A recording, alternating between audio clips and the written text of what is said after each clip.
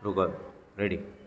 तलबा और तालिबात, आज हम 7A की साइंस किताब से ज़िमनी मजमून जड़ रूट इस ताल्लुक से मालूमात हासिल करेंगे।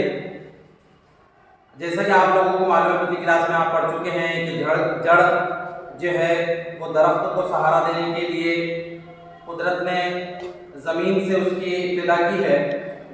तो हम इस जड़ के बारे में कुछ मुख्तसर मालूमात हासिल करने की कोशिश करेंगे।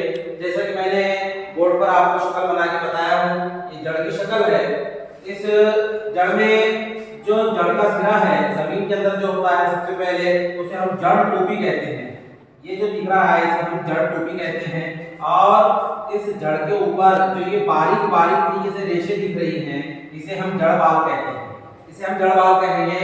और ये जो मोटा हिस्सा है जिसके ऊपर ये जड़ बाल रेशे की तरह दिखाई दे रहे हैं, उसे हम जड़ असास कहते हैं।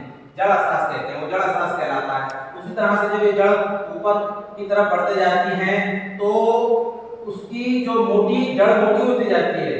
जमीन के अंदर ये नोकीली होती है और जब वो ऊपर बढ़ती है तो थोड़ी मोटी होती जाती है। तो इस जड़ के मोटे हिस्से को हम असल जड़ कहते हैं। और इस असल जड़ से फिर सानवी जड़ें नमूदार होती है जो जमीन के अंदर चारों तरफ फैलती है।